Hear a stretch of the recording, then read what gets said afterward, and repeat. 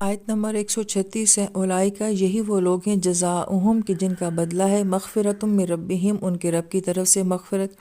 و جنات اور ایسے باغات تجری بہتی ہیں من تحتها الانہار جن کے نیچے نہریں، خالدین فیہا اور اس میں ہمیشہ رہیں گے، و نعمہ اور بہت ہی اچھا ہے اجر العاملین عمل کرنے والوں کے لیے یہ بدلہ۔ آیت میں دو الفاظ استعمال ہوئے ہیں، ایک جزا کا اور ایک اجر کا۔ جزا کا مطلب بدلہ ہوتا ہے، اور بدلہ کسی کو تبھی دیا جاتا ہے جب سامنے والے نے کوئی کام کیا ہوتا ہے،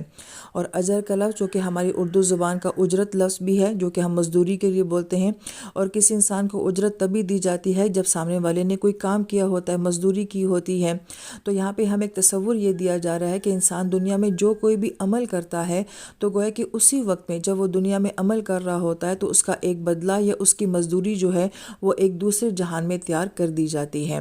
یہی وجہ ہے کہ حدیث مبارکہ کا مفہوم بیان کیا جاتا ہے کہ اہل جنت کو بار بار فرشتے مختلف قسم کی نعمتیں دیں گے، اور جب وہ پوچھیں گے یہ ہمیں کیوں دیا جا رہا ہے تو کہا جائے گا کہ فلاں سال میں، فلاں صبح میں، فلاں شام میں، فلاں مجلس میں جو آپ نے فلاں نیکی کا عمل کیا تھا اب یہ اس کا بدلہ ہے۔ تو گویا کہ یہاں پہ جو ہمیں تصور دیا جا رہا ہے کہ انسان دنیا میں جو عمل بھی کرتا ہے تو اس کے بدلے اور اس کی اجرت جو ہے وہ وہاں پہ ہمیں بار بار دی جائے گی۔